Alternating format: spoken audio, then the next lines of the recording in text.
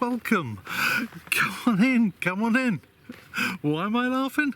This is my third attempt to record an intro against this beautiful backdrop here of this beautiful sunset what we're having tonight. I'd like to welcome you to this week's vlog, and as you can see, I'm on my own again.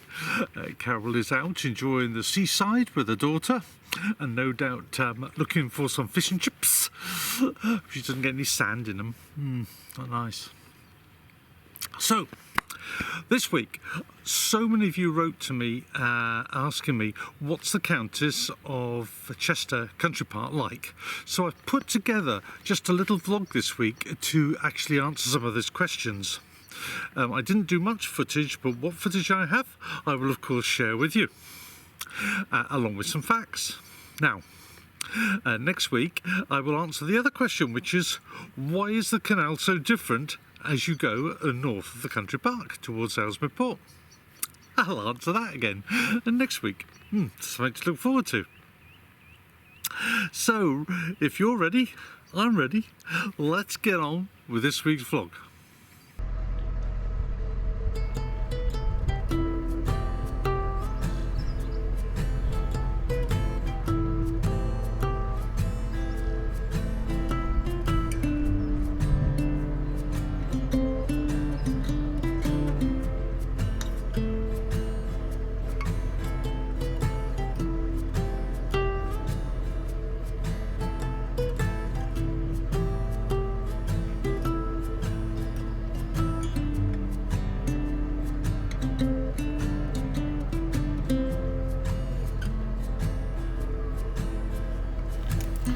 So as we head towards Chester on the Shropshire Union Canal to our port side, you will see the start of the 19 hectare of what is known as the Countess of Chester Country Park. This is a beautiful place to explore, and it does actually have a car park. Now the car park is open from Monday to Friday and costs £1 for 2 hours, and parking is free at weekends. Although for those that wish to know, you can use the staff car park at the nearby hospital at weekends if this car park is full.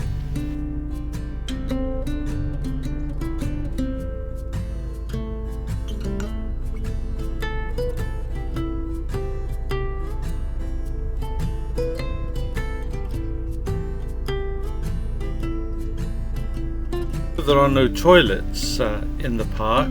The nearby hospital, the Countess Hospital of Chester, you are able to use those. And those that have difficulty in getting around will be pleased to know that the park is festooned with all-weather pathways. So it's very accessible and very disabled friendly.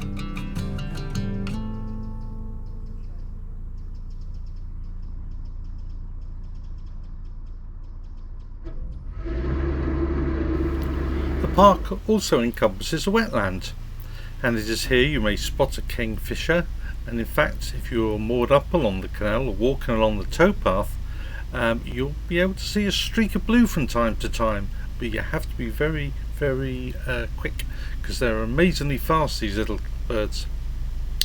The grey heron you will also see patiently waiting at the water's edge, and overhead you will see kestrels hovering, and you'll even come across the common blue peacock and red admiral butterflies. And don't forget to keep your ears open. Like us, you will hear the greater spotted woodpecker, and you will possibly, even with a bit rarer, you will see the sparrowhawk as well flying overhead looking for its prey.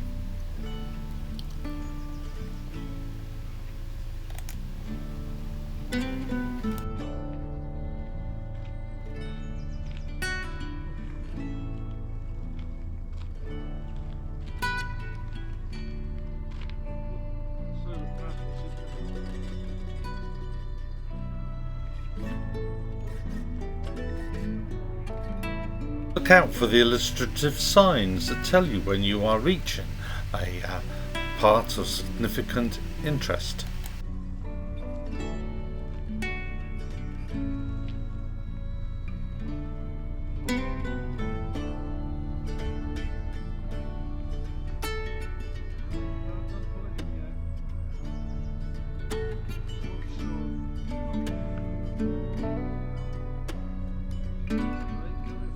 One of the features of the park which I found really fascinating is the Fallen Trail, and I'll read it from their website. The project was devised and completed in 2018 to mark the centenary of the end of the First World War. Fallen for the Fallen is a 3-kilometre trail of carved poppies which marks the soldiers who lived in the local area and who lost their lives in World War I. The trail starts at the Upton War Memorial and finishes at a beautiful carved bench within the country park. And there are a number of interpretation boards around the site explaining more about this trail. And you can even get an accompanying trail leaflet. It's early spring, but you can just imagine how scenic this view is when seen with its autumn colours, and indeed during the summer when the leaves are all nicely green. Beautiful place, one of my favourites to moor up in.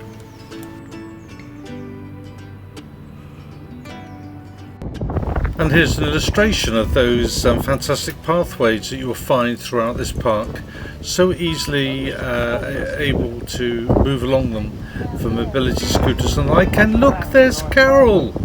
Are you going to wave to us, Carol? That will be a no then.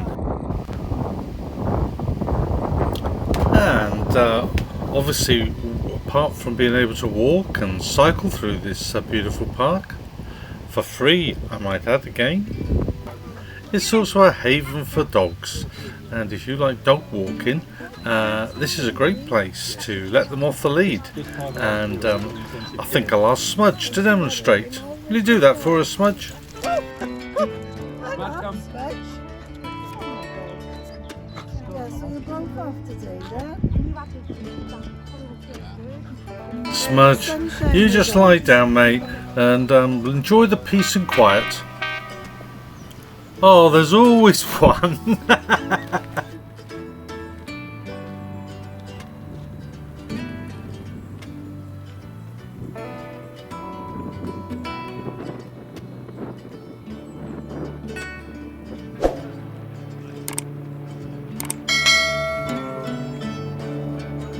It is of course Steve and Chris from Life on Board Amy Jo and their lovely narrowboat Amy Jo, and we've been cruising together since last September, I think it is a long time, and we're all about to set off on new adventures, as I'll tell you about in a minute.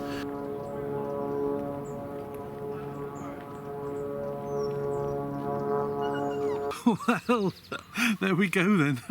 I hope you enjoyed that little cruise, and that you really did enjoy my overview of the Countess of Chester Country Park and why I love mooring up outside there. And I also hope it answers all the questions so many of you asked me. Now, many of you also asked me about what's it like and why does the canal change when you get north of it? Well, in next week's vlog, I'll take you on a little trip and we'll go up there and we'll see the sights and hear the sounds as we go up towards Ellesmere Port. Now, I've got to go in the marina this week, I'm afraid. I've got a persistent little drip on the old water parts of the boat somewhere. Cannot find it anywhere, so I'm going to have to start taking some of the boat to pieces. Don't tell Carol, okay? Good, thank you. And what I'll do is I hope to get that resolved while I'm in there, and if I need any parts, I'm in the best place that I can obviously get my hand on that. That is a hairy plane going over the top of me, so if you can hear that, apologies. Right, next week I won't be giving the intro and outro from On Board Morning Star. No. I will be with Carol at her home, and we'll probably be doing that together. That'd be nice, wouldn't it? And the following week, I'm bringing Carol back. Yes, we're going off on our summer cruise, and we're going to be going with Steve and Chris from Life on Board Amy Jo. Well, for the first part anyway, as we head down to Crick. Really excited about that, and we're leaving on April the 18th, which is my birthday. What if I get a birthday cake? So, looking forward very much to that. Just want to thank you all very much for subscribing.